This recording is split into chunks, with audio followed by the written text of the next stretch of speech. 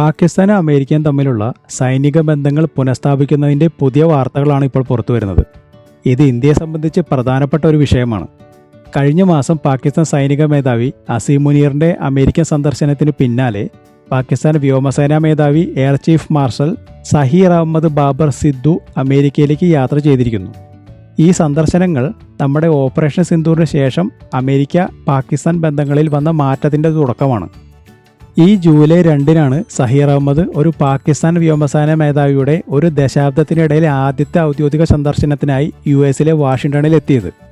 ഇക്കഴിഞ്ഞ ജൂൺ 18 അസീം മുനീറിൻ്റെ US president Donald ട്രംപുമായുള്ള വൈറ്റ് ഹൗസിലെ ഉച്ചഭക്ഷണ കൂടിക്കാഴ്ചയ്ക്ക് ശേഷമുണ്ടായ രണ്ടാമത്തെ സൈനിക മേധാവി സന്ദർശനമാണിത്.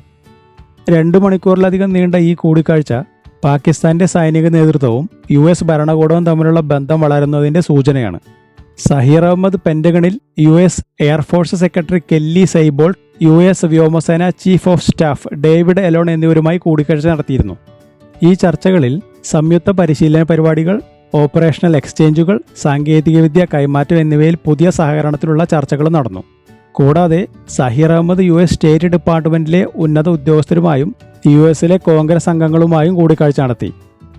ഓപ്പറേഷൻ സിന്ദൂറിനിടെ ഇന്ത്യ പാകിസ്ഥാനിലെ ജെയ്ഷെ മുഹമ്മദിന്റെ ബഹാവൽപൂർ ആസ്ഥാനവും ലഷ്കർ ഇ തയ്ബയുടെ മുരീദ്കയിൽ ലക്ഷ്യമിട്ട് ആക്രമണം നടത്തിയിരുന്നു. ഈ സംഭവം പാകിസ്ഥാന്റെ ചൈനീസ് നിർമ്മിത പ്രതിരോധ സംവിധാനങ്ങളുടെ പരാജയം വെളിപ്പെടുത്തിയതോടെ US ബന്ധങ്ങൾ പുനഃസ്ഥാപിക്കാനുള്ള പാകിസ്ഥാന്റെ ശ്രമങ്ങൾക്ക് പ്രേരണയായി. ഇതിന്റെ ഭാഗമായാണ് ഇപ്പോഴത്തെ ഈ സന്ദർശനങ്ങൾ. യഥാർത്ഥത്തിൽ പാകിസ്ഥാനും US തമ്മിലുള്ള സൈനിക ബന്ധങ്ങൾ 1950കളിലാണ് തുടങ്ങിയത്. 1954 ഇരു രാജ്യങ്ങളും തമ്മിൽ സൈനിക സഹായ കരാറിൽ ഒപ്പിട്ടിരുന്നു. തുടർന്ന് Pakistan, Turkey, Iraq, Iran, Britain എന്നിവർ ചേർന്നുള്ള സെൻഡോ സഖ്യത്തിലും Britain, France, Australia, New Zealand, Philippines, Thailand, America എന്നിവരുള്ള സീറ്റോ സഖ്യത്തിലും ചേർന്നിരുന്നു. 1953 മുതൽ 61 വരെ പാകിസ്ഥാൻ US നിന്ന് ഏകദേശം 18,000 കോടിയുടെ സഹായം സ്വീകരിച്ചു. ഇതിൽ 4/1 സൈനിക സഹായമായിരുന്നു. 1965 ഇന്ത്യ പാകിസ്ഥാൻ യുദ്ധത്തിന് ശേഷം US ഇരു രാജ്യങ്ങൾക്കും ആയുധ കൈമാറ്റത്തിന് വിലക്കേർപ്പെടുത്തി. തുടർന്ന് 1970 പാകിസ്ഥാൻ US ചൈനയിലേക്കുള്ള തന്ത്രപ്രധാനമായ ബന്ധത്തിന് സഹായം ചെയ്തതിനാൽ അന്നത്തെ US പ്രസിഡന്റ് റിച്ചാർഡ് നിക്സൺ ഒറ്റത്തവണ ആയുധ കൈമാറ്റത്തിന് അനുമതി നൽകി. പിന്നീട് 1979 പാകിസ്ഥാന്റെ ആണവ പദ്ധതി കാരണം US സൈനിക സഹായം വീണ്ടും നിർത്തിവെച്ചു. അതിനുശേഷം 80 സോവിയറ്റ് യൂണിയന്റെ അഫ്ഗാനിസ്ഥാൻ അധിനിവേശത്തിനെതിരെ പാകിസ്ഥാൻ US പ്രധാന പങ്കാളിയായതോടെ 1981 അമേരിക്ക 40 F-16 യുദ്ധവിമാനങ്ങൾ പാകിസ്ഥാന് വിൽക്കാൻ തീരുമാനിച്ചു. എന്നാൽ 1990 പാകിസ്ഥാന്റെ ആണവ പദ്ധതി മൂലം US സഹായം വീണ്ടും നിർത്തിവെച്ചു.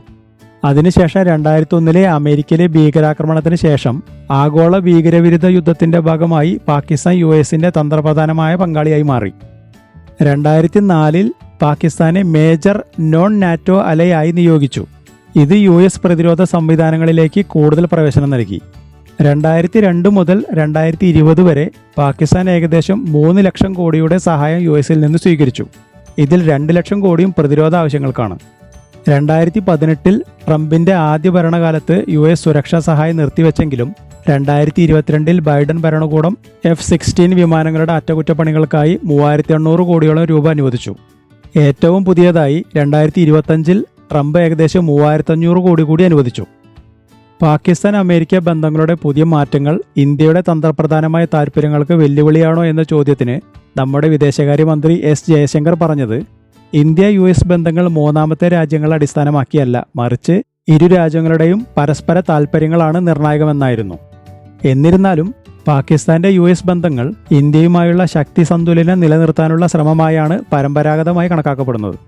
ഓപ്പറേഷൻ സിന്ദൂർ സമയത്ത് ഇന്ത്യയുടെ മിസൈലുകളും ഡ്രോണുകളും പാകിസ്ഥാന്റെ ചൈനീസ് നിർമ്മിത പ്രതിരോധ സംവിധാനങ്ങളെ മറികടന്ന ആക്രമണം നടത്തി. ഇത് ചൈനീസ് ആയുധങ്ങളുടെ വിശ്വാസ്യതയെക്കുറിച്ച് പാകിസ്ഥാനിൽ തന്നെ സംശയങ്ങൾ ഉയർത്തി. ഇത് US നിന്ന് കൂടുതൽ വിമാനങ്ങളും മിസൈലുകളും റോക്കറ്റുകളും സ്വന്തമാക്കാനുള്ള ശ്രമങ്ങൾക്ക് കാരണമായി. പാകിസ്ഥാനും US തമ്മിലുള്ള സൈനിക ബന്ധം പുതുക്കൽ ദക്ഷിണേന്ത്യയിലെ അന്താരാഷ്ട്ര ബന്ധങ്ങളുടെ മാറ്റത്തിന്റെ തുടക്കമാണ്. ഓപ്പറേഷൻ സിന്ദൂർ ചൈനീസ് ആയുധങ്ങളുടെ പരിമിതികൾ വെളിപ്പെടുത്തിയതോടെ പാകിസ്ഥാൻ US സാങ്കേതിക വിദ്യയിലേക്ക് തിരിയുന്നു. ഇന്ത്യ US തന്ത്രപ്രധാനമായ പങ്കാളിത്തം ശക്തിപ്പെടുമ്പോൾ പാകിസ്ഥാന്റെ ഈ നീക്കങ്ങൾ ശ്രദ്ധാപൂർവ്വം നിരീക്ഷിക്കേണ്ടതുണ്ട്. ഇനി ഈ വിഷയത്തിൽ നിങ്ങളുടെ അഭിപ്രായങ്ങൾ കമന്റായി രേഖപ്പെടുത്തൂ.